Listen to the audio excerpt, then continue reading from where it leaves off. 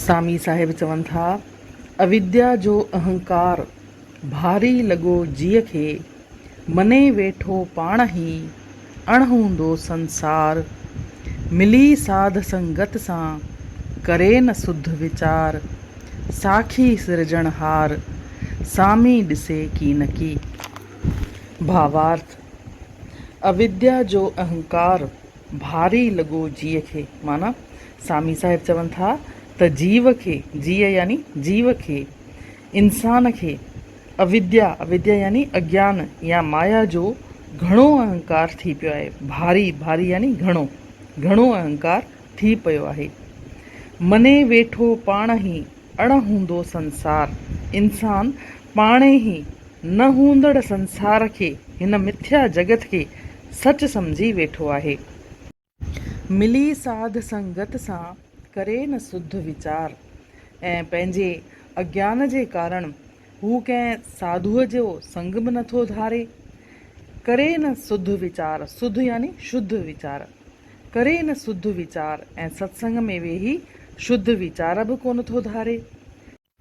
साखी सिरजणहार सामी ॾिसे की न की, ऐं अविद्या या माया या अज्ञान जे अंध में सिरजणहार ईश्वर खे साक्षात ॾिसी बि कोन थो सघे। साखी यानी साक्षात, सिरजणहार यानी ईश्वर खे। जीवन सफल थियण लाइ हिकिड़े परमात्मा खे सुञाणणु ज़रूरी आहे। उहो ई सचो ज्ञान आहे। अहिड़ो आत्मज्ञान संतनि जे संगत मां गुरूअ जी कृपा सां मिली सघे थो। हक़ीक़त में विश्व जो मूल तत्व हिकु आत्मा ई आहे। पर ब्रह्म में अनंत शक्तियूं रहनि थियूं।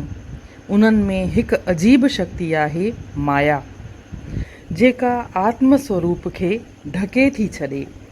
उन ढक या पर्दे जो नालो आहे अविद्या या अज्ञान।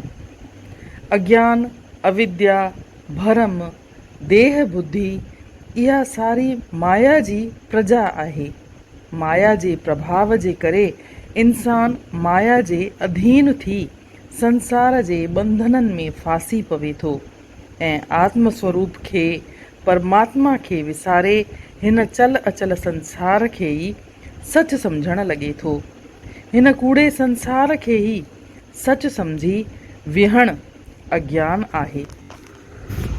इंसान या जीव संतनि जे संगत में वेही शुद्ध वीचार बि कोन थो करे।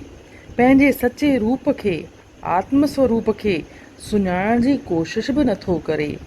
अज्ञान में जीअंदड़ इंसान स्थल काल जे बंधननि में फासी माया मोह जे ॼार में अड़िजी वहिंवार कंदो रहे थो। जीव या इंसान अगरि संतनि जो संग कंदो, संतनि जी शरण वठंदो त संदसि कल्याण थी सघंदो। छो त संत असांखे भॻवान जी यादि ॾियारण जो कमु कंदा आहिनि। संतनि ई ईश्वर खे सुञातो आहे। सचा संत असांखे सुजाॻ करण जो कार्य कंदा आहिनि। सचा संत असांखे इन ॻाल्हि जो अहसासु कराईंदा आहिनि त तूं ईश्वर आहीं। पंहिंजे इन सचे रूप खे सुञाण।